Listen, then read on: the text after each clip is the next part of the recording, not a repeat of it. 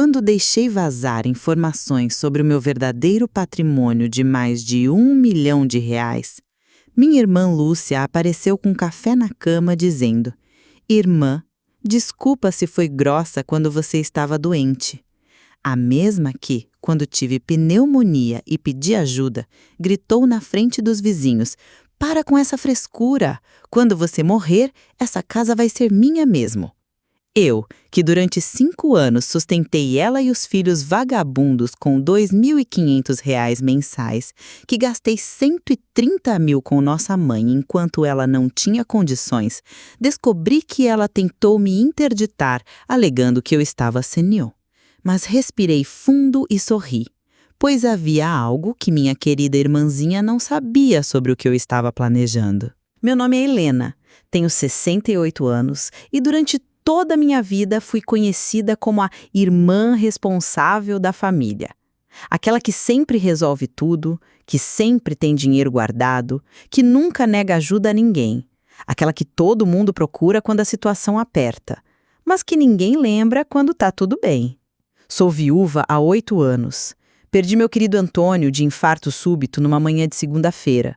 Ele estava tomando café, lendo jornal, reclamando do time de futebol como sempre fazia, quando, de repente, levou a mão ao peito e caiu. Nem chegou ao hospital. Desde então, minha vida virou um pesadelo silencioso que eu nem percebia direito, tão devagar foi acontecendo. Vocês sabem como é quando a gente vai se acostumando com as coisas ruins? Quando o abuso vem aos pouquinhos, disfarçado de necessidade, de amor familiar, de é só temporário. Foi assim que aconteceu comigo. Uma concessão aqui, um favor ali, um só dessa vez que virou rotina, até que eu me vi prisioneira na minha própria casa, sustentando uma família inteira de sanguessugas que me tratava pior que cachorro de rua. Tudo começou quando nossa mãe, Dona Aparecida, começou a apresentar os primeiros sinais de Alzheimer há 10 anos. Ela estava com 72 anos na época, ainda relativamente nova, mas já esquecia nomes, repetia as mesmas perguntas, ficava confusa com datas. Foi um baque para toda a família. Lúcia, minha irmã mais nova, 3 anos mais nova que eu, viu até minha casa numa tarde de quinta-feira, chorando como se o mundo tivesse acabado. Helena, você sabe que eu não tenho condições de ajudar com a mamãe? O Rogério está desempregado há 6 meses. Os meninos ainda estão pequenos, precisam de atenção.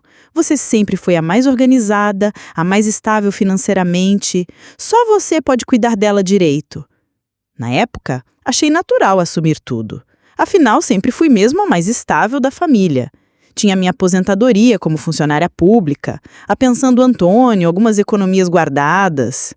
E, principalmente, sempre fui a que dava conta de tudo, né? A irmã forte, a que resolve os problemas, a que nunca diz não quando alguém precisa. Não se preocupa, Lúcia, eu disse segurando a mão dela. Mamãe é nossa responsabilidade. Eu cuido de tudo. Que bobagem a minha, que inocência idiota. Comecei gastando R$ 80 mil do meu próprio dinheiro com tratamentos particulares para nossa mãe. R$ 80 mil. Consultas com neurologista particular a R$ 800 cada uma 2 vezes por mês. Remédios caríssimos que custavam R$ 1.200 por mês. Donepezila, memantina, vitaminas especiais. Fisioterapia 3 vezes por semana a R$ 150 a sessão. Enfermeiras para ajudar nos cuidados diários, R$ 2.000 por mês cada uma. Lúcia aparecia de vez em quando para visitar a mamãe. Chegava sempre no finalzinho da tarde, quando eu já tinha dado banho, remédio, comida. Ficava meia hora fazendo carinho, tirando umas fotos para postar no Facebook, mostrando que filha dedicada ela era, e ia embora. Na hora de colocar a mão no bolso, sempre tinha uma desculpa pronta. Ai, Helena, você sabe que nossa situação tá apertada. O Rogério ainda não conseguiu nada fixo. Só uns biquinhos aqui e ali. Os meninos comem demais, crescem muito rápido. Toda hora preciso comprar roupa nova. Se eu pudesse ajudar, você sabe que ajudaria. Eu sempre respondia, não esquenta, irmã. Eu dou um jeito. E dava mesmo. Sempre dava. Quando mamãe faleceu, depois de 2 anos de luta contra o Alzheimer, paguei sozinha o funeral de R$ 15.000. Um velório digno, como ela merecia, num dos melhores lugares da cidade, caixão de mogno, flores bonitas, obituário no jornal. Lúcia chegou no dia do enterro vestida de preto, chorando muito, fazendo papel de filha devastada para os parentes e amigos. Nossa mãe teve a melhor despedida possível, ela disse para as visitas. Nunca faltou nada para ela. Nós duas cuidamos dela com muito amor.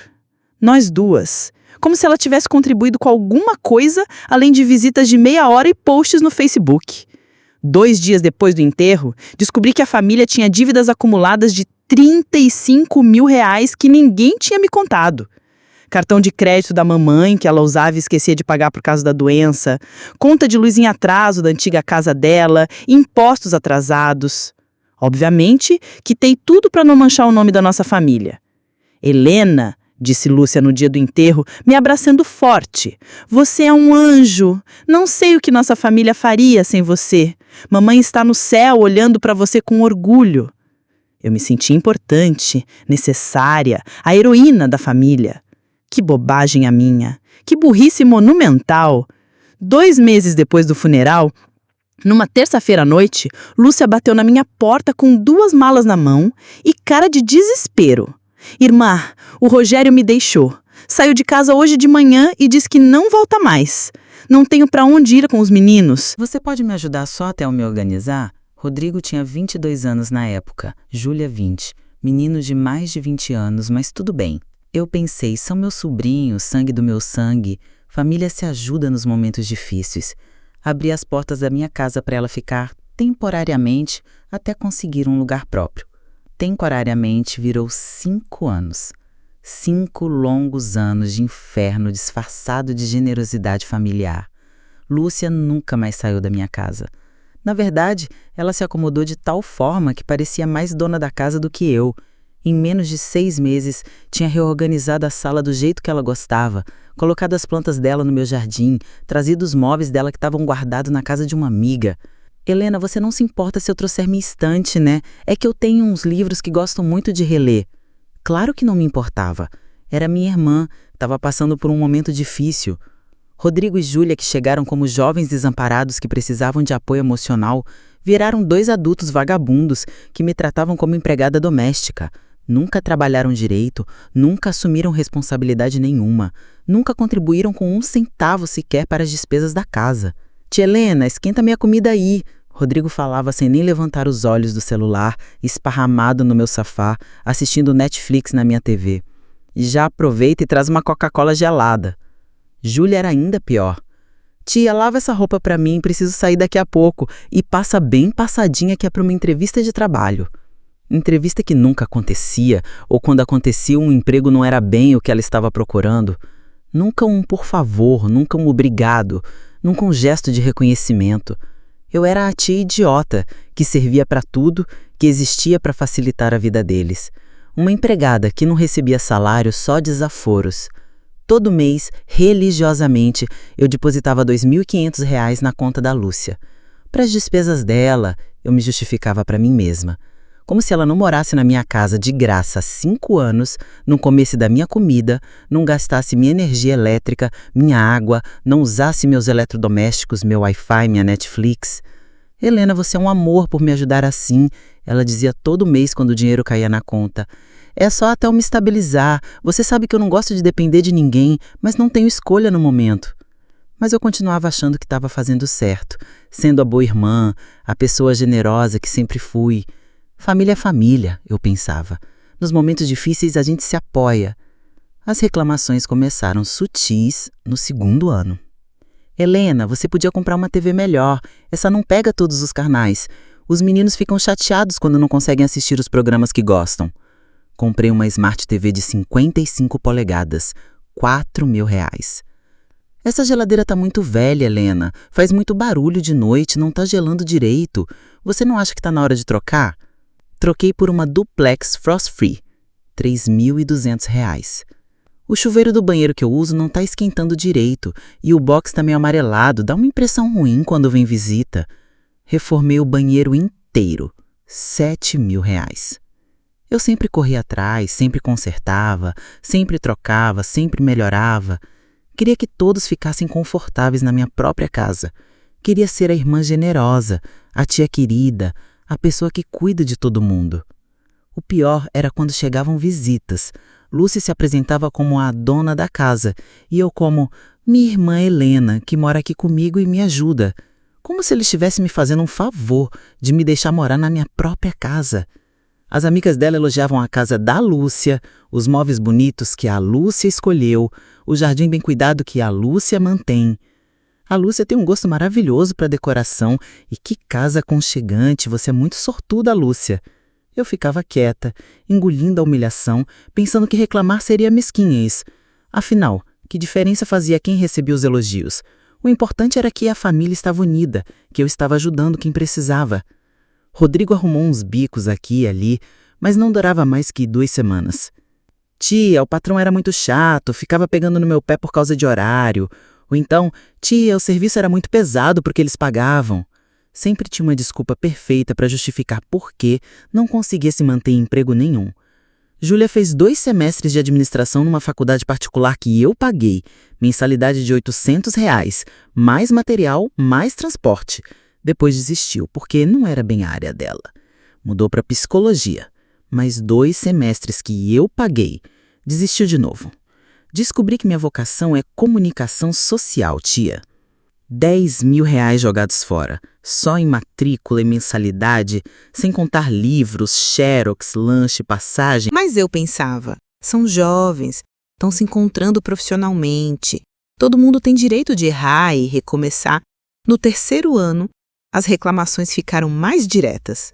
Helena, a comida que você faz é muito sem graça. Podia temperar melhor, fazer coisas diferentes. A gente enjoa de comer sempre a mesma coisa. Comecei a variar o cardápio, comprar ingredientes mais caros, fazer pratos elaborados. Essa marca de pasta de dente que você compra é horrível. Compre uma melhor, mais branqueadora. Esse sabão em pó não tira as manchas direito. Esse papel higiênico é muito áspero. Cada produto da casa virou motivo de reclamação. Helena, você podia contratar uma faxineira para ajudar. A casa é grande, você não dá conta sozinha. Contratei Dona Marta, que vinha 2 vezes por semana, R$ 120 por dia. No 4º ano, eles já nem disfarçavam mais. Tratavam-me como se eu fosse funcionária deles. Tia Helena, compra aquele biscoito que eu gosto. Tia, liga no mercado e pede para entregar bebida para o fim de semana. Tia, marca dentista para mim que meu dente está doendo. Rodrigo levava a namorada para dormir em casa todo fim de semana. Eles usavam a suíte que era do falecido Antônio, faziam barulho até altas horas, deixava o quarto bagunçado. Quando eu sugeri que talvez fosse melhor eles namorarem na casa dela às vezes, Rodrigo me olhou como se eu fosse louca. Mas tia, aqui é mais confortável. A casa dela é pequena, os pais ficam enchendo. Júlia trazia as amigas para fazer festa na minha varanda, bebiam, fumavam, deixavam tudo sujo. Quando eu reclamei do barulho numa segunda-feira às 2 da manhã, ela bufou. Tia, a senhora não pode querer controlar minha vida social. Eu tenho direito de me divertir. E Lúcia?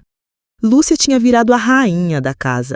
Acordava tarde, tomava café na cama assistindo TV, passava o dia no celular conversando com as amigas ou vendo vídeos no YouTube. À tarde saía para resolver umas coisas e voltava só de noite. Nunca ajudava com nada doméstico, nunca cozinhava, nunca limpava. Helena, você não poderia fazer aquele bolo de chocolate que a mamãe fazia? Tô morrendo de saudade. Helena, você viu que a torneira da pia tá pingando? Chama o encanador. Helena, o vizinho reclamou que a música tá alta. Vai lá falar com os meninos. Eu era a secretária, a cozinheira, a faxineira, a administradora, a bancária. Tudo ao mesmo tempo. E ainda tinha que agradecer por ter uma família unida morando comigo. No 5º ano, em dezembro do ano passado, peguei uma pneumonia pesada, febre alta, falta de ar, uma tosse que não parava e me deixava exausta, dor no peito, fraqueza nas pernas, suor frio, achei que fosse morrer. Procurei Lúcia no quarto dela numa manhã de sábado. Ela estava na cama, assistindo uma novela mexicana, comendo biscoito e tomando café.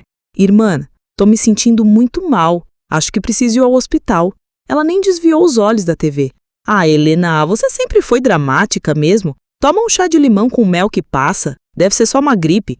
Insisti, a voz fraca. Lúcia, por favor, tô com febre há 2 dias. Não tô conseguindo comer direito. Me acompanha no hospital?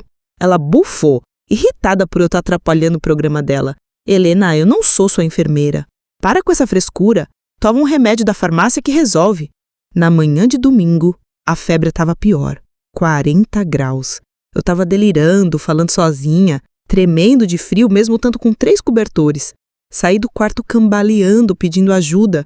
Gente, alguém pode me levar ao hospital? Não tô conseguindo nem dirigir. Rodrigo estava jogando videogame na sala, gritando com os amigos online. Depois eu levo, tia. Tô no meio de uma partida importante. Júlia estava arrumando o cabelo para sair. Tia, não posso agora. Marquei de sair com as meninas, já tô atrasada. Foi então que Lúcia explodiu.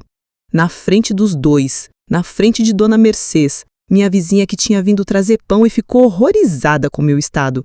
Para com essa frescura, Helena. Você só quer atenção. Sempre foi assim, desde criança. Inventa doença para todo mundo ficar com dó. Dona Mercês ficou de boca aberta. Rodrigo riu. É, tia, a senhora já viveu bastante mesmo, deixa a gente em paz. A senhora fica dramática por qualquer coisa. Mas a frase que destruiu minha alma, que quebrou alguma coisa dentro de mim para sempre, foi a que veio depois. Lúcia, com os olhos faiscando de raiva, gritou na frente de todo mundo. Aliás, quando você morrer, essa casa vai ser minha mesmo. Eu que moro aqui há anos, tenho mais direito que qualquer um. Júlia completou, rindo. É mesmo, tia. A senhora devia aproveitar que ainda está viva e parar de encher o saco da gente. A gente tem vida própria para viver. Dona Mercês me olhou com pena e sussurrou. Vem comigo, Helena. Eu te levo no hospital. Foi ela que me salvou. Uma vizinha, que mal conversava comigo, me tratou melhor que a minha própria família. Fiquei internada 3 dias. Pneumonia bilateral grave. Por pouco não virou sepse. Os médicos disseram que se eu tivesse demorado mais algumas horas para chegar ao hospital, poderia ter sido fatal. Durante esses 3 dias no hospital, sozinha, nenhum deles foi me visitar. Nenhum. Rodrigo ligou uma vez para saber quando eu voltava, porque acabou a comida em casa. Júlia mandou um WhatsApp. Tia, fica boa logo, preciso que a senhora assine os papéis da faculdade. Lúcia apareceu no último dia, quando soube que eu estava recebendo alta. Oi, irmã, como está? Desculpa não ter vindo antes, mas sabe como é? Tive que cuidar da casa, dos meninos. Quando voltei para casa, a situação estava pior do que eu imaginava. Eles tinham feito festa durante os 3 dias. A casa estava uma bagunça. Lixo acumulado, louça suja na pia, resto de comida espalhado, meu jardim pisoteado, minhas plantas quebradas, garrafas vazias no quintal. Que bom que a senhora voltou, tia, disse Rodrigo. A casa está precisando de uma faxina. Foi naquele momento, olhando aquela cena, ouvindo aquela frase, que tive minha epifania. Olhei para aquelas 4 paredes do meu próprio lar, na minha própria casa, sendo tratada como um estorvo pela família que sustentei durante anos, e algo dentro de mim mudou para sempre. Uma raiva fria, calculista, inteligente começou a crescer no meu peito. Não era raiva explosiva, daquelas que fazem a gente gritar e fazer escândalo. Era uma raiva gelada, que pensa, que planeja e que age na surdina. Levantei da poltrona onde estava sentada, olhando aquela destruição, e caminhei lentamente até o meu quarto. Fechei a porta, tranquei com chave e fui até o armário. Abri meu cofre secreto, aquele que só eu sabia a combinação. Lá estavam documentos que eu nunca mostrei para ninguém. Papéis que guardava há anos, esperando o momento certo, sem nem saber direito para quê. Primeiro, as escrituras de 2 casas no bairro Jardim América, que herdei do meu primeiro marido, José Carlos, morto num acidente de trânsito há 15 anos. Lúcia nunca soube que eu fui casada antes do Antônio. Casamos no civil, ele morreu 6 meses depois. Eu era muito jovem, ele era 10 anos mais velho, deixou tudo para mim.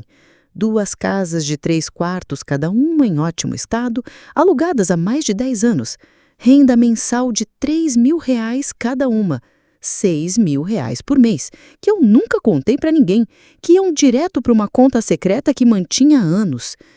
Segundo, R$ 750 mil em aplicações que fiz secretamente vendendo as joias antigas da minha avó e algumas que ganhei dos meus 2 maridos.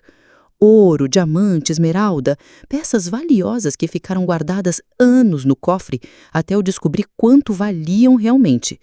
Vendi tudo aos poucos, sem alarde, e investi em CDBs e tesouro direto. Terceiro, um terreno comercial no centro da cidade, de 1.000 metros quadrados, avaliado em R$ 400 mil, que comprei há 10 anos como investimento de longo prazo. Estava valorizado, a região tinha se desenvolvido, valia mais que o dobro do que paguei. Patrimônio total, mais de R$ 1,5 milhão. R$ 1,5 milhão. E minha querida família achava que eu era apenas uma viúva aposentada coitadinha que vivia apertada com a pensão. Na segunda-feira seguinte, procurei Dr. Mário Bonfim, meu advogado de confiança há 20 anos. Ele tinha cuidado de todos os documentos do Antônio quando ele morreu, conhecia minha situação financeira parcialmente, sempre foi discreto e competente. Cheguei ao escritório dele às 14h. Ele me recebeu na sala particular, mas percebi que estava com cara preocupada, mexendo nervosamente nos papéis da mesa. Helena, ainda bem que você apareceu. Preciso te contar uma coisa muito séria. Meu coração acelerou. O que foi, doutor? Sua irmã Lúcia esteve aqui 6 meses atrás, em junho. Queria informações sobre processo de interdição. Disse que você estava apresentando sinais de senilidade, que não conseguia mais cuidar dos próprios bens, que estava gastando dinheiro de forma irracional. Senti o mundo girar, a sala ficou embaçada por um segundo. Como assim?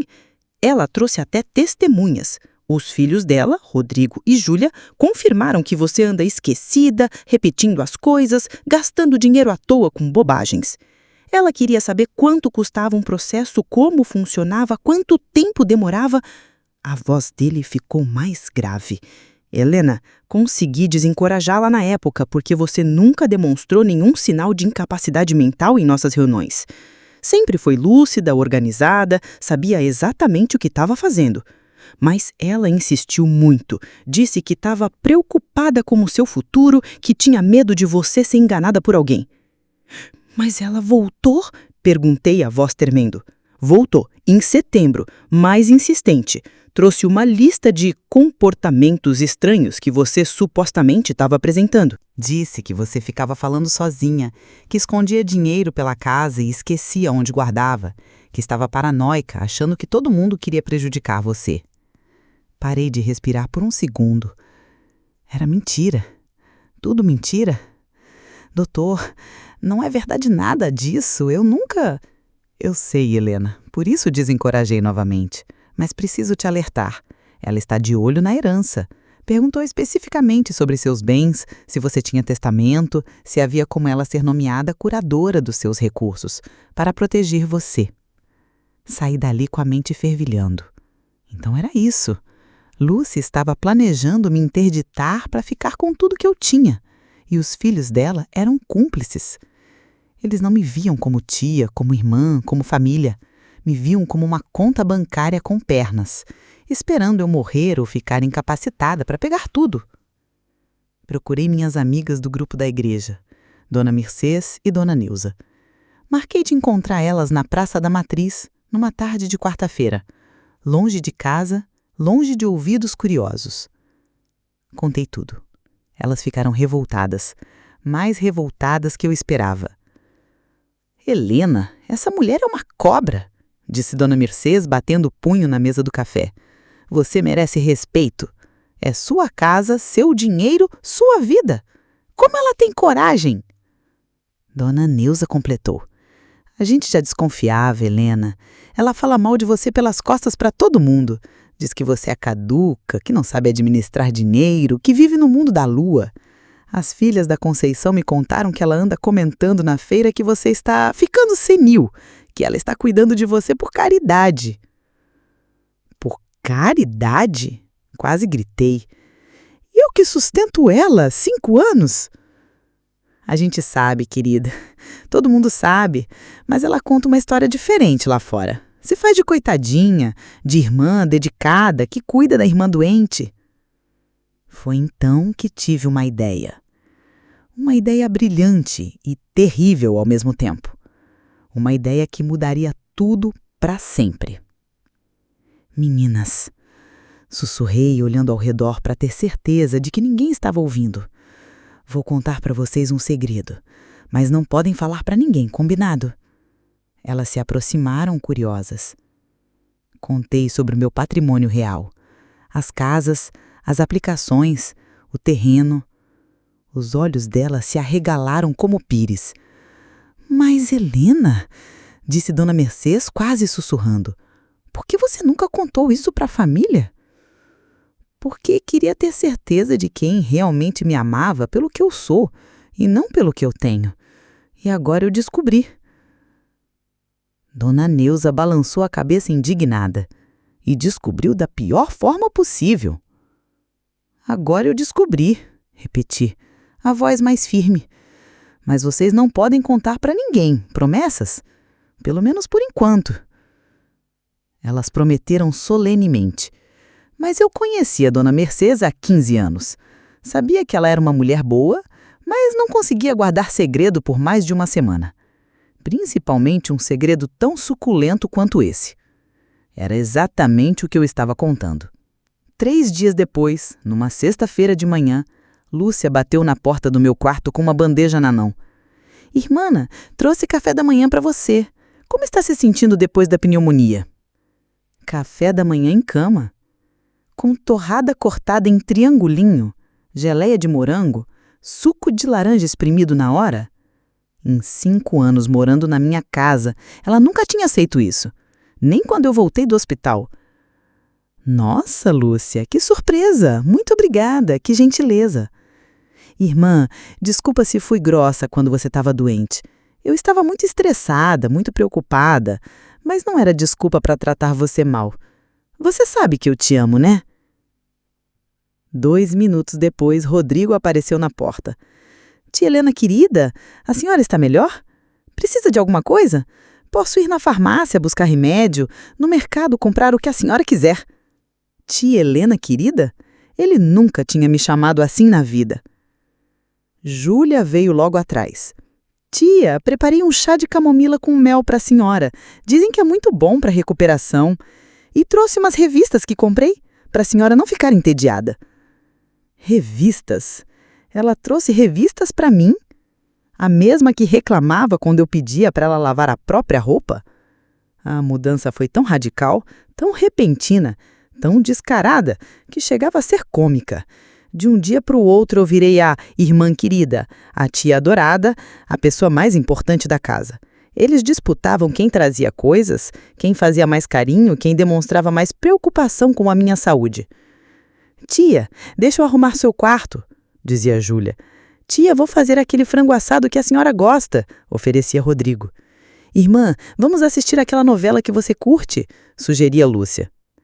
Deixei essa farsa durar 2 semanas. 2 semanas inteiras, recebendo todo tipo de mimo falso, toda a gentileza interesseira, todo o carinho calculista. Observei cada movimento, cada palavra, cada olhada que trocavam entre si quando achavam que eu não estava vendo. Era como assistir um teatro muito mal representado. Eles exageravam nas gentilezas, forçavam sorrisos, falavam num tom meloso que nunca tinham usado comigo. Às vezes eu os pegava cochichando na cozinha, e quando me viam, mudavam rapidamente de assunto. A tia tá muito melhor, né, mãe? Dizia Rodrigo. Muito melhor, graças a Deus, respondia Lúcia. Tomara que continue assim, lúcida e bem. Lúcida. Eles usavam essa palavra com frequência agora. A tia tá bem lúcida hoje. Que bom ver a senhora assim lúcida, conversando normalmente. Como se antes eu fosse confusa, perdida.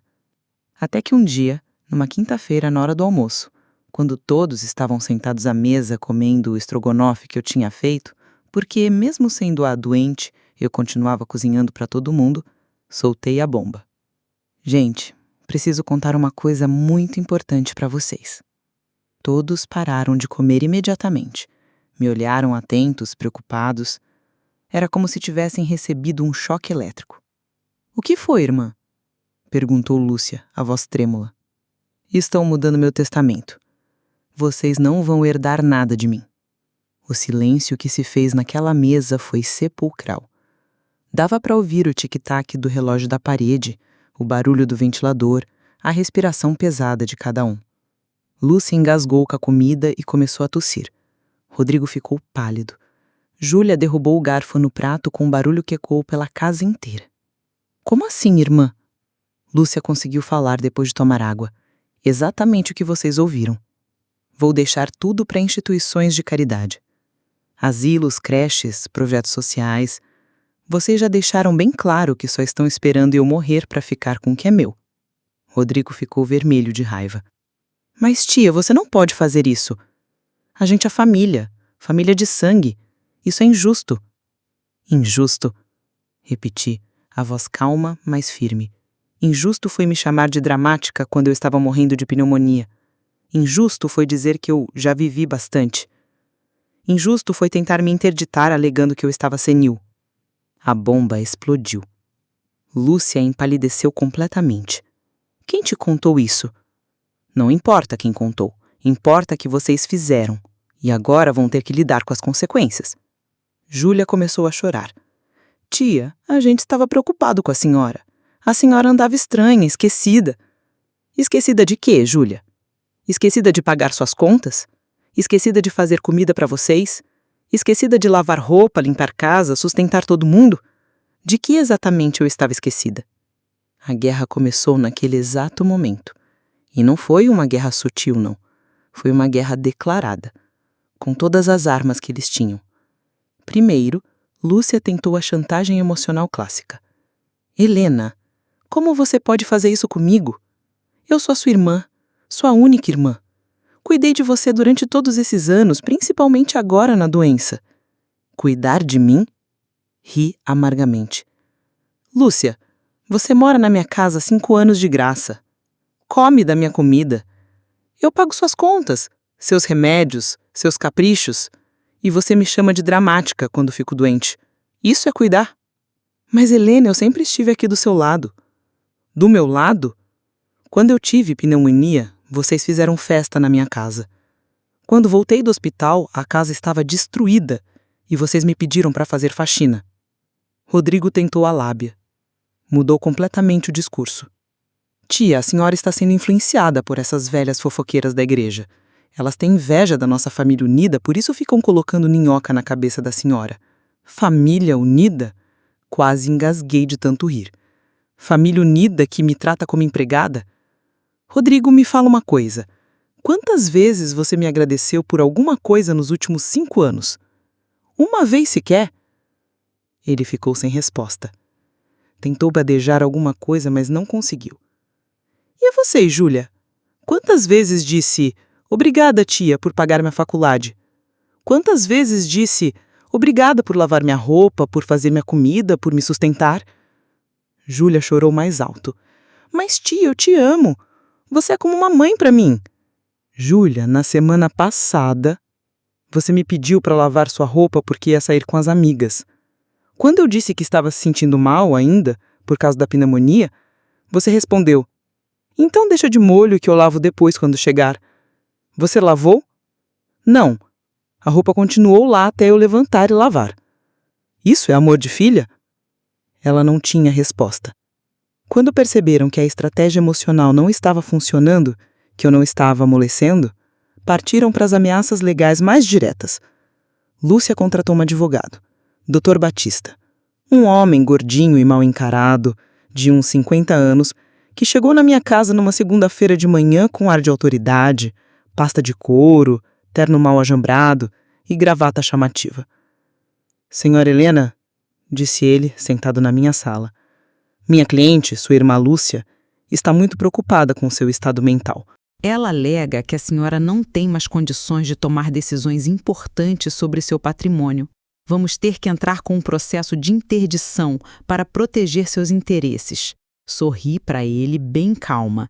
"Doutor, o senhor tem algum laudo médico comprovando minha incapacidade mental?" "Bem, não exatamente, mas Tem alguma prova concreta de que não consigo administrar meus bens? A senhora gasta dinheiro demais com... Com o quê, doutor? Com minha irmã e sobrinhos que moram na minha casa há 5 anos sem pagar 1 centavo? Com os R$ 2.500 que dou para ela todo mês? Com a faculdade que paguei para a Júlia? Com os móveis que comprei quando eles reclamaram dos antigos? Isso são gastos irracionais? Doutor Batista ficou desconcertado. Olhou para Lúcia em busca de apoio. Foi nesse momento que Dr. Mário chegou. Eu tinha pedido para ele vir. Estava esperando essa situação. Ele entrou na sala com a elegância de sempre, cumprimentou todo mundo educadamente e se sentou ao meu lado. Doutor Batista, disse Dr. Mário sorrindo, minha cliente tem 2 casas quitadas que rendem R$ 6.000 mensais, mais de R$ 700.000 aplicados em investimentos conservadores, um terreno comercial avaliado em R$ 400.000 e ainda assim mantém uma família inteira há 5 anos. Onde exatamente está a incapacidade mental? O silêncio que se fez foi ensurdecedor. As caras de choque foram absolutamente impagáveis. Lúcia ficou lívida. Rodrigo e Júlia se entreolharam como se tivessem visto um fantasma. 2 casas? Murmurou Lúcia. Que casas? R$ 700.000? Sussurrou Rodrigo. Foi então que revelei meu patrimônio real, com todos os detalhes. Falei das heranças do José Carlos, das joias que vendi, dos investimentos que fiz ao longo dos anos. Expliquei que sempre tive muito mais dinheiro do que deixava transparecer. Lúcia ficou completamente fora de si. Você sempre teve todo esse dinheiro e ficava fazendo drama por causa de algumas centenas de reais? Por que nunca contou? Algumas centenas? E, Lúcia, você gastou mais de R$ 200.000 dos meus recursos nos últimos 10 anos. R$ 200.000. Entre o que gastei com a mamãe, o que gasto com você mensalmente, o que paguei de faculdade, de móveis, de reformas nesta casa, e nunca contribuiu com 1 centavo sequer. Mas por que escondeu? Ela insistiu, para descobrir exatamente o que descobri. Que vocês não me amam, vocês amam o meu dinheiro. E agora que sabem quanto dinheiro é, a máscara caiu de vez. Dr. Batista saiu de cabeça baixa, resmungando alguma coisa sobre informações incompletas e necessidade de reavaliar o caso. Mas Lúcia não desistiu. A descoberta do meu patrimônio real tinha deixado ela ainda mais desesperada. Começou uma campanha sistemática para me desacreditar perante outros familiares e conhecidos, tentando criar uma rede de apoio para o processo de interdição. Ligou para nossa prima Joana, em São Paulo. Inventou uma história absurda. Joana, a Helena tá ficando caduca, sabe? Fica falando sozinha pelos cantos, esconde dinheiro pela casa e depois esquece onde guardou. Acha que todo mundo quer roubar ela. Ontem ela me acusou de querer interditar ela. Imagina, eu que cuido dela com tanto carinho. Ligou para o tio Sebastião, de 82 anos, meio surdo, que morava no interior. Tio, tô preocupada com a Helena. Ela tá muito esquisita ultimamente. Semana passada esqueceu o nome da vizinha, que conhece há 10 anos. Acho que pode ser Alzheimer igual a mamãe. Você acha que deveria procurar um médico?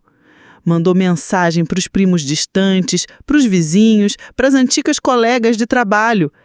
A Helena não tá bem. Tô preocupada. Ela anda muito paranoica, agressiva, grita comigo sem motivo. Acho que a idade tá pesando. Mas eu estava 1 passo à frente. Na verdade, estava 10 passos à frente.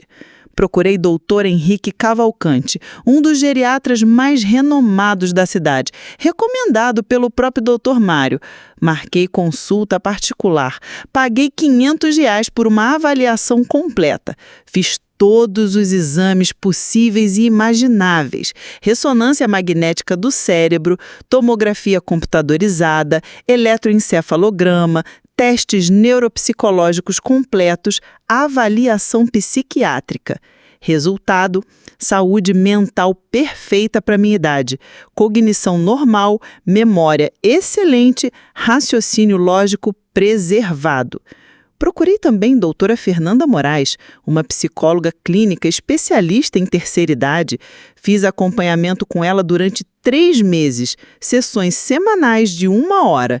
Ela emitiu um laudo detalhado sobre minha capacidade mental e emocional. Paciente lúcida, orientada, com excelente capacidade de discernimento e tomada de decisões. Mas não parei por aí. Instalei gravadores pela casa, pequenos aparelhos digitais que comprei na internet, escondidos em pontos estratégicos, atrás do quadro da sala, dentro do armário da cozinha, no criado mudo do corredor. Gravei todas as conversas, todas as humilhações, todos os comentários maldosos que faziam quando achavam que eu não estava ouvindo. A velha tá ficando paranoica mesmo, dizia Rodrigo para Júlia. Ontem ela me perguntou por que eu não agradeço as coisas. Imagina, tia, como se eu tivesse obrigação de ficar agradecendo toda hora. A mãe tá certa, ela tá estranha, respondia Júlia. Mas pelo menos agora a gente sabe que ela tem muito mais dinheiro. Quando ela morrer, vai ser uma herança boa. Se ela não mudar o testamento mesmo, dizia Rodrigo. Tomara que seja só ameaça. Lúcia era a pior. Eu já cuidei dessa mulher tempo demais. 5 anos da minha vida jogados fora, cuidando de uma pessoa ingrata que agora quer me tirar da casa que é praticamente minha também. Mas ela não vai conseguir me expulsar. Tenho meus direitos. Gravei tudo. Horas e horas de áudio, comprovando exatamente como eles falavam de mim, como me enxergavam, quais eram as reais intenções deles. Juntei testemunhas também. Dona Mercês, que tinha presenciado a cena da pneumonia, Dona Neuza, que conhecia meu comportamento há anos e podia atestar minha lucidez, o Dr. Mário, é claro, o gerente do meu banco, Sr. Antônio, que podia comprovar minha capacidade de administrar investimentos complexos ao longo de décadas. Até a Dona Marta, a faxineira, aceitou testemunhar a meu favor. Dona Helena sempre foi uma pessoa muito organizada, muito lúcida. Eu trabalho aqui há 2 anos, nunca vi ela confusa nem esquecida. Quem manda na casa é ela, sempre foi. O processo tramitou por 6 meses. 6 longos meses de tensão, de brigas diárias, de ambiente pesado dentro da minha própria casa. A situação ficou insustentável. Lúcia oscilava entre tentar me conquistar com gentilezas forçadas e me ameaçar quando via que não estava funcionando. Helena, você não pode fazer isso comigo, ela chorava. Onde eu vou morar se você me expulsar? Como vou viver? Sou uma mulher de quase 60 anos. Do mesmo jeito que viveu antes de me usar como banco particular, eu respondia impassível. Mas eu sou sua irmã, sangue do seu sangue. Irmã que tentou me interditar alegando demência, que espalha mentira sobre minha sanidade mental para todo mundo, que só me respeita quando descobre que tenho dinheiro. Essa é a irmã que eu tenho? Rodrigo e Júlia tentaram várias estratégias diferentes ao longo desses meses. Primeiro tentaram a sedução descarada. Rodrigo chegou a chorar na minha frente. Tia, eu reconheço que errei muito, sempre fui um moleque responsável, mas deixa eu provar que mudei. Arrumei um emprego fixo, vou começar na segunda-feira, vou ajudar com as despesas da casa, vou tratar a senhora com o respeito que merece. Rodrigo, você tem 27 anos. Há 5 anos mora na minha casa, nunca pagou uma conta, nunca ajudou com nada, nunca demonstrou um pingo de gratidão. Agora que descobriu que eu tenho mais de R$1 milhão, quer provar que mudou? Júlia tentou a abordagem da filha carinhosa. Tia, vou cuidar da senhora na velhice, vou ser sua enfermeira particular, sua companheira, vou trancar a faculdade e me dedicar inteiramente à senhora. A senhora nunca vai precisar de casa de repouso, de gente estranha, vai ter sua sobrinha do lado sempre. Júlia, quando tive pneumonia e quase morri, você riu quando eu pedi ajuda, disse que eu já vivi bastante, que devia parar de encher o saco. Agora quer ser minha enfermeira? Tentaram também me convencer de que eu estava sendo manipulada por pessoas mal intencionadas. Tia, essas velhas da igreja estão enchendo sua cabeça, insistia Rodrigo. Elas têm inveja de nossa família, por isso ficam falando mal da gente. A senhora era tão carinhosa antes, tão generosa, agora tá fria, desconfiada. Rodrigo, quem me tratou mal foram vocês, não elas. Quem me humilhou, quem me desrespeitou, quem me chamou de dramática quando eu estava morrendo, foram vocês. As velhas da igreja me trataram melhor em um dia do que vocês em 5 anos. O dia do julgamento chegou numa quarta-feira chuvosa de junho. Tribunal de Família, 3º Vara, juíza doutora Marina Carvalho presidindo. Uma mulher de uns 50 anos, séria, cabelos grisalhos, presos num coque impecável. Lúcia chegou ao fórum vestida de preto, maquiagem borrada de tanto chorar, ou fingir que chorava, fazendo o papel de irmã devastada que só queria proteger a familiar querida. Dr. Batista apresentou o caso com toda a pompa que conseguiu. Meritíssima, minha cliente está profundamente preocupada com o estado mental de sua irmã. A requerida tem apresentado comportamentos irracionais, paranoicos. Está tomando decisões que vão contra seus próprios interesses e os da família.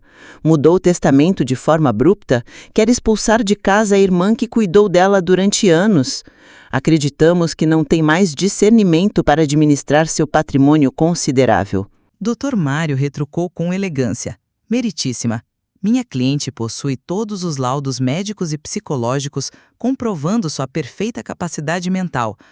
Além disso, as decisões que está tomando são baseadas em anos de desrespeito, exploração financeira e tentativas de manipulação por parte dos requerentes.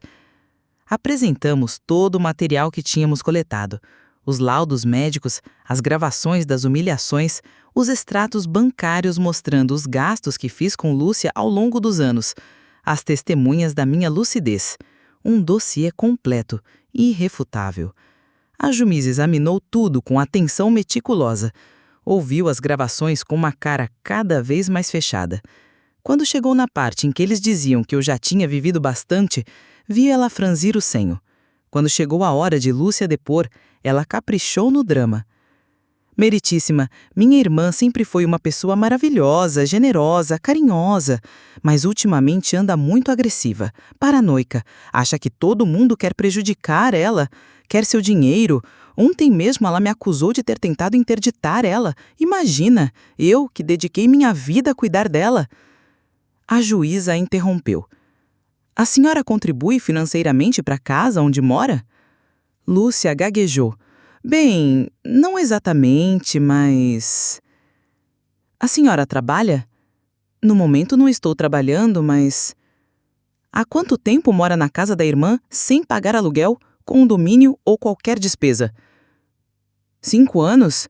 Mas... Foi um acordo entre irmãs. Que tipo de acordo? Documentado? Não, foi verbal, mas... A senhora recebe algum tipo de ajuda financeira da irmã? Ela me ajuda com umas coisinhas. Sabe como é? Quanto, exatamente? Lúcia ficou vermelha. R$ 2.500 por mês. Durante quanto tempo? 5 anos. A juíza fez as contas mentalmente. R$ 150 mil em 5 anos, fora moradia, alimentação e outras despesas. E a senhora alega que está cuidando dela por caridade? Lúcia não soube o que responder. Quando foi minha vez de falar, fui clara e direta. Meritíssima, sustento minha irmã há 5 anos. Pago todas as despesas dela mais R$ 2.500 mensais em dinheiro. Paguei faculdade para minha sobrinha, reformas na casa para agradar eles, móveis, eletrodomésticos. Quando fiquei com pneumonia e quase morri, ela me chamou de dramática e disse na frente de testemunhas que estava esperando eu morrer para ficar com minha casa. Tenho tudo gravado. Essa é a pessoa que alega se preocupar comigo.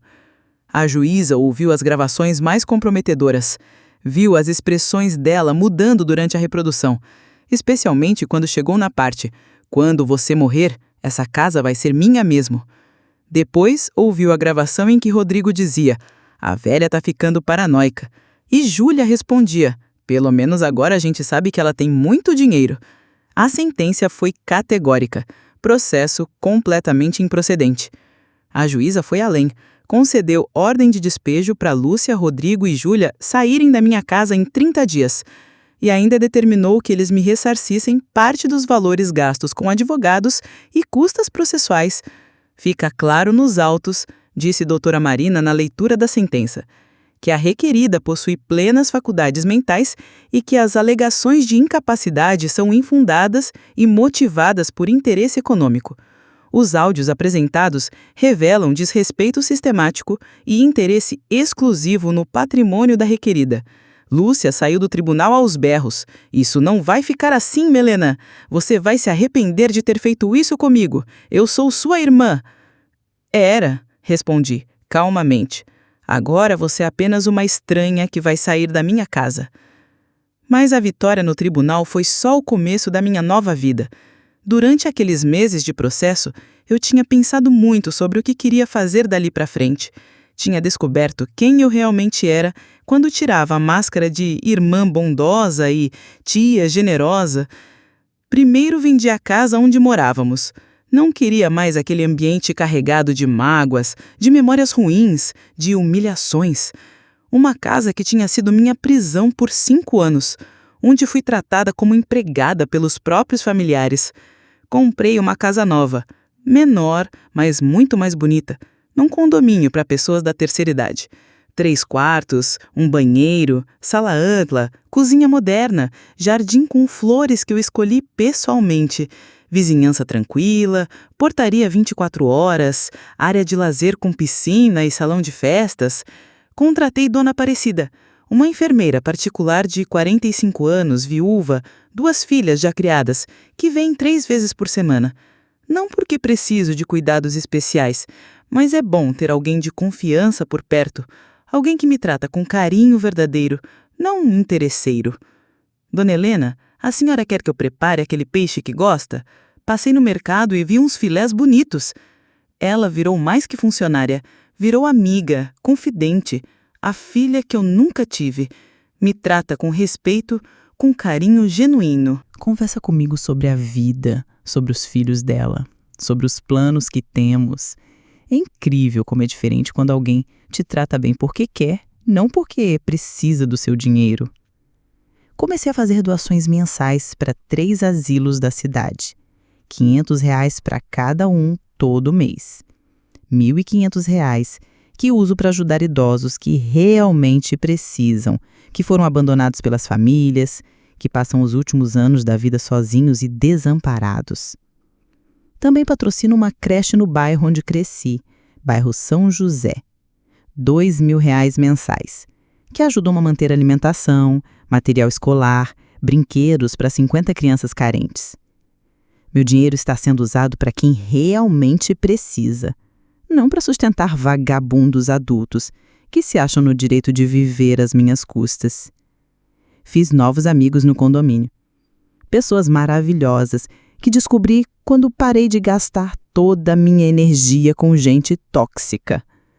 Dona Clara, uma ex-professora de matemática de 72 anos que perdeu o marido no mesmo ano que eu perdi o Antônio. Ela tem 3 filhos que moram em outras cidades, mas que ligam toda semana, que vêm visitar nas férias, que mandam dinheiro para ela viajar e se divertir. Uma família de verdade.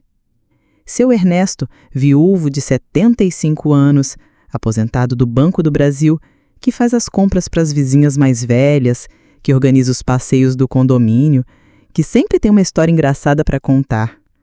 Um homem gentil, educado, que perdeu a esposa há 3 anos e encontrou na solidariedade uma forma de lidar com a solidão.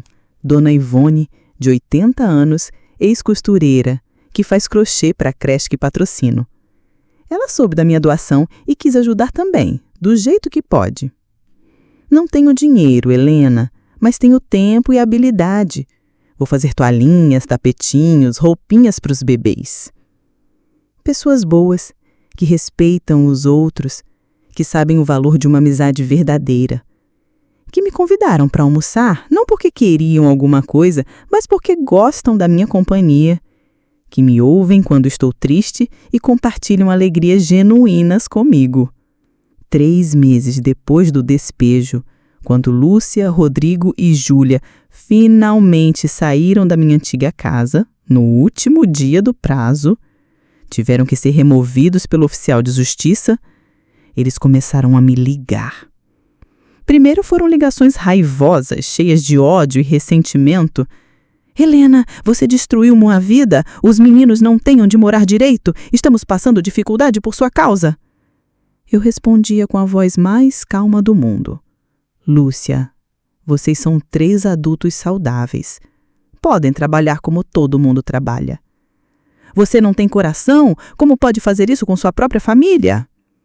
Família que me humilhou quando eu estava morrendo? Família que tentou me interditar para roubar meu dinheiro? Essa família? Depois vieram as ligações de chantagem emocional. Helena, a Júlia está passando muito mal de tanto estresse. Teve que voltar para a casa do pai porque não tinha onde morar. O Rodrigo está deprimido, não consegue se concentrar no trabalho. Você não tem pena? Lúcia, quando eu passei mal com pneumonia, vocês foram se divertir enquanto eu quase morria sozinha. Cadê a pena que vocês tiveram de mim? Mas nós erramos, Helena. A gente reconhece que errou. Erraram porque descobriram que eu tenho dinheiro. Se eu fosse pobre, continuariam me tratando igual. Mas foi engraçado e revelador ver como a situação deles mudou rapidamente quando tiveram que se virar sozinhos pela primeira vez na vida. Lúcia, que nunca trabalhou direito, que nunca viveu às custas do ex-marido ou às minhas custas, conseguiu um emprego de atendente numa lanchonete do centro. Salário mínimo, 8 horas por dia em pé, lidando com um cliente mal educado. Aos 59 anos, pela primeira vez na vida, estava sustentando a si mesma. Conseguiu alugar um quartinho numa pensão, divide banheiro com outras 3 pessoas. Longe da casa confortável onde morou 5 anos de graça, longe do jardim bonito, da cozinha espaçosa, dos móveis que eu comprei pensando no bem-estar dela. Rodrigo foi morar com os amigos num apartamento de 2 quartos, onde vivem 5 pessoas. Dorme no sofá da sala, não tem privacidade, não tem conforto, arrumou emprego de faxineiro noturno num shopping. Das 10 da noite às 6 da manhã, limpando o banheiro, varrendo o corredor, tirando o lixo. Júlia teve que voltar para a casa do pai, que não queria recebê-la, porque ela nunca deu valor à família dele, sempre preferiu ficar na casa da tia rica. Voltou para a faculdade, mas dessa vez pagando do próprio bolso, trabalhando meio período numa loja de roupas para conseguir pagar as mensalidades. O padrão de vida que eles levavam às minhas custas despencou da noite para o dia. Acabaram-se os caprichos, os pedidos especiais, as reclamações sobre comida, sobre móveis, sobre qualquer coisa.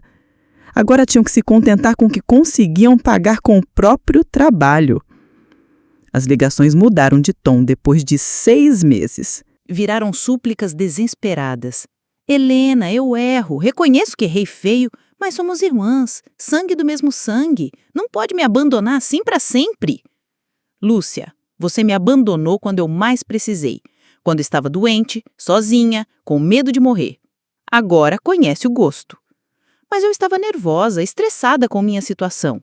Eu também fico nervosa e estressada, mas nunca desrespeitei ninguém por isso.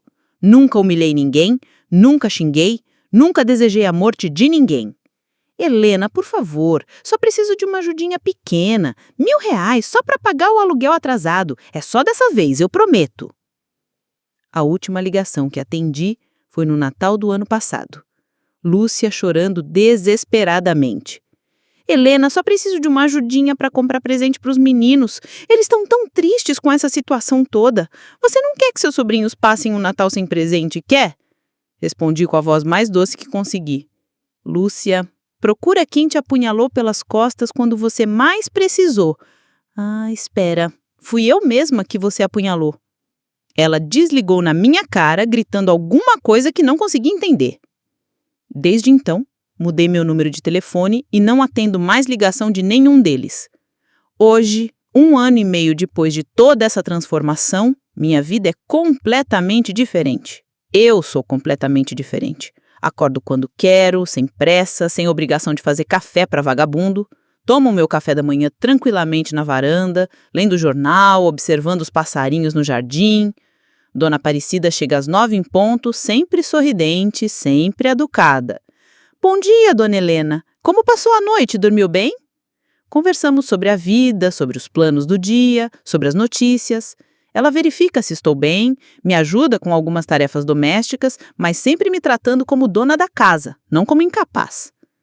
Às terças e quintas vou ao grupo de artesanato no centro comunitário do condomínio. Estou aprendendo a fazer crochê, tricô, bordado, coisas que sempre quis aprender, mas nunca tive tempo porque estava ocupada demais sustentando o vagabundo e ouvindo reclamação. Dona Helena, e ponto lindo, diz Dona Carmen, de 67 anos. A senhora tem jeito mesmo para artesanato. É gostoso ouvir elogios sinceros de pessoas que não querem nada em troca, além da minha amizade.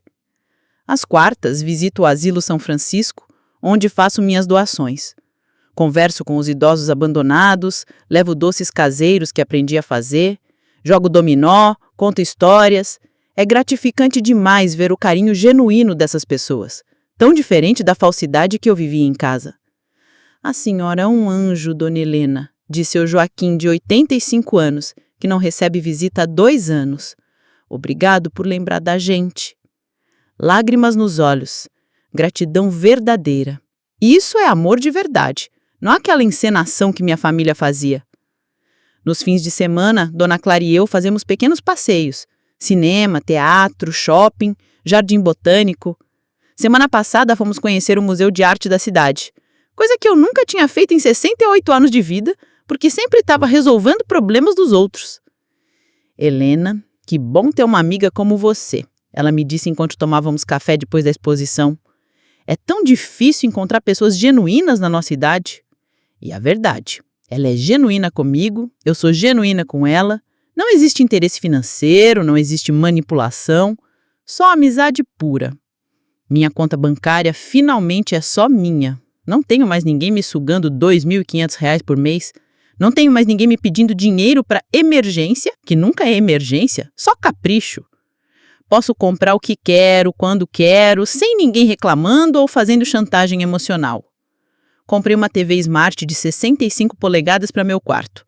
Não porque a antiga estava ruim, mas porque quis. Porque posso, porque meu dinheiro é meu. Troquei todo o sofá da sala por um reclinável elétrico, desses que massageiam as costas. Reformei o banheiro da suíte com uma banheira de hidromassagem que sempre sonhei em ter. Luxos pequenos que eu nunca me permiti porque sempre achava que tinha que economizar para ajudar os outros, para sustentar a família ingrata, para pagar capricho de gente que não merecia nenhum centavo meu. O mais engraçado é que soube por Dona Mercês, que ainda encontra Lúcia às vezes no centro da cidade, que ela anda falando mal de mim para quem quiser ouvir. Minha irmã virou uma pessoa ruim, egoísta, tinha tanto dinheiro escondido e deixou a família na miséria. Não tem coração. Dona Mercês me contou rindo. Helena, eu respondi da lata para ela. Lúcia, família é quem te ajuda quando você precisa, não quem te chama de dramática quando tá morrendo. Você que não tem coração. E o que ela disse? Ficou sem resposta e saiu pisando duro. Deve estar falando mal de mim também agora. Às vezes, principalmente à noite antes de dormir, penso se eu fui muito dura com eles, se exagerei na reação. Se não deveria dar uma segunda chance para pessoas que são, afinal, minha família de sangue. Mas aí eu lembro. Lembro da frase que Lúcia gritou na frente dos vizinhos.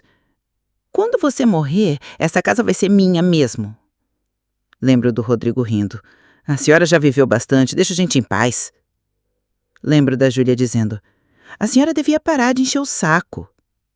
Lembro dos 3 dias que fiquei com febre alta, delirando, sozinha, enquanto eles faziam festa na minha casa. Lembro de ter voltado do hospital e encontrar minha casa destruída, minhas plantas pisoteadas, meu jardim cheio de lixo.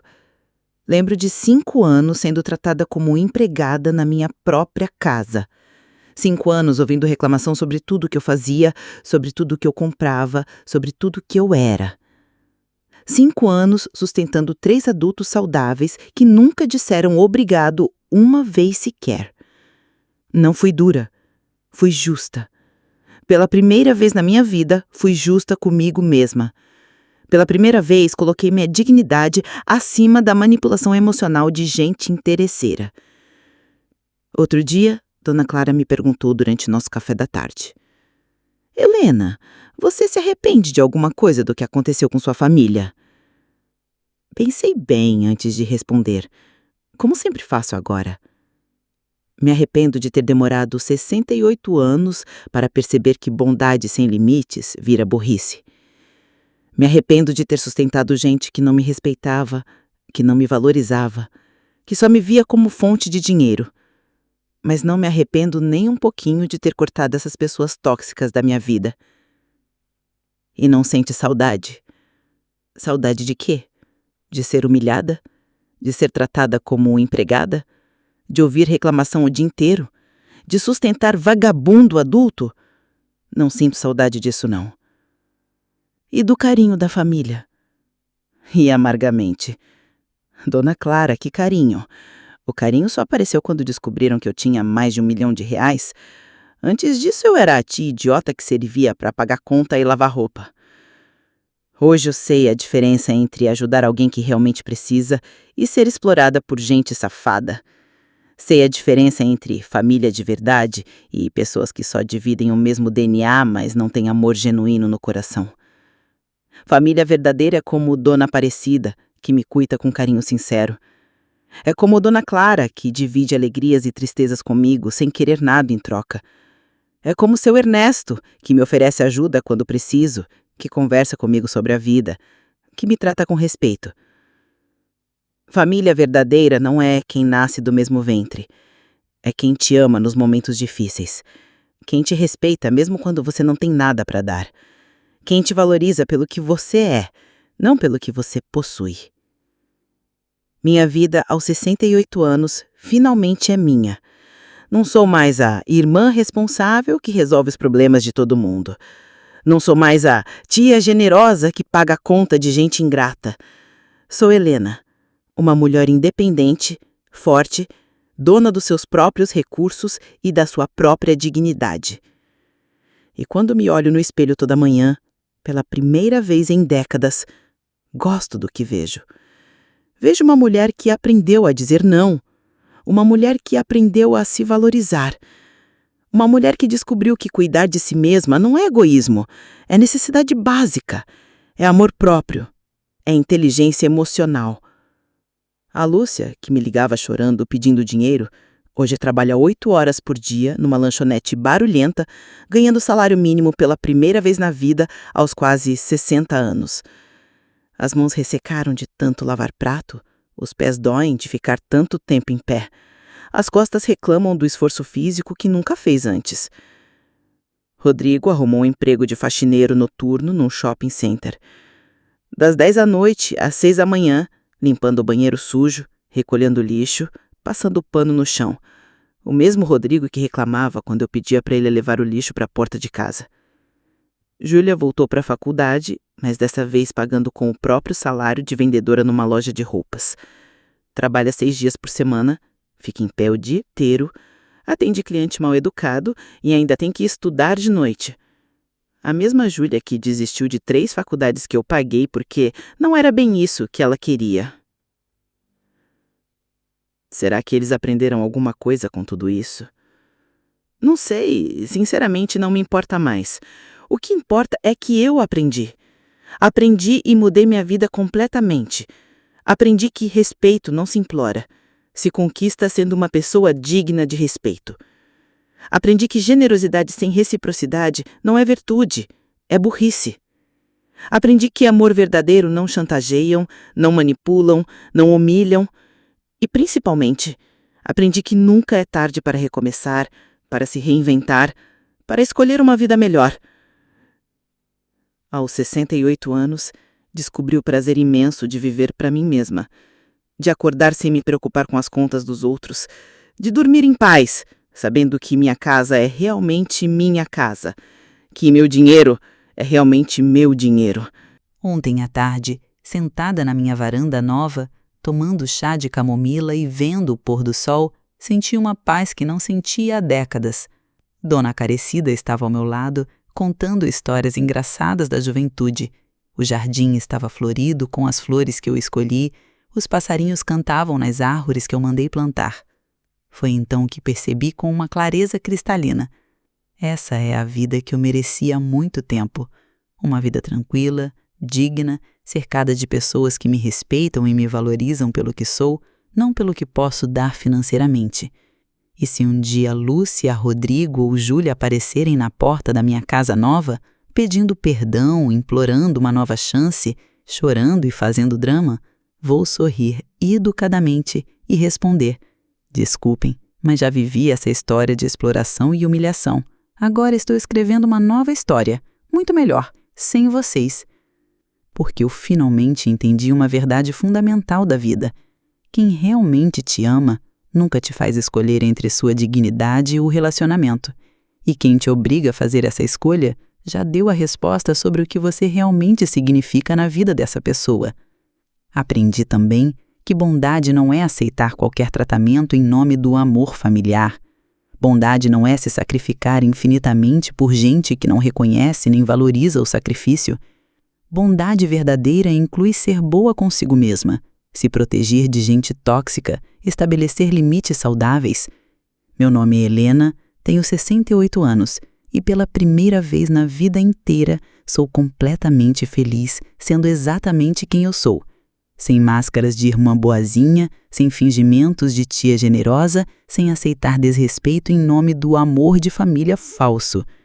Descobri que posso ser bondosa sem ser trouxa, posso ser generosa sem ser explorada, posso amar minha família sem aceitar ser humilhada por ela. E, principalmente, descobri que posso viver uma vida plena, rica de experiências e relacionamentos verdadeiros, mesmo depois dos 60 anos. Todo dia acordo grata pela coragem que tive de mudar, grata pela força que encontrei para me defender, grata pela inteligência que desenvolvi para enxergar a realidade sem os óculos cor-de-rosa da ilusão familiar. E quando me deito à noite, na minha cama confortável, na minha casa silenciosa e harmoniosa, sem ninguém gritando, sem ninguém reclamando, sem ninguém me fazendo pedidos interesseiros, sorrio satisfeita. Essa, podem ter certeza absoluta, é a melhor versão de mim mesma que já existiu. A versão que aprendeu a se respeitar, a versão que descobriu seu próprio valor, a versão que escolheu a dignidade ao invés da falsa paz familiar. E se pudesse voltar no tempo, faria tudo de novo,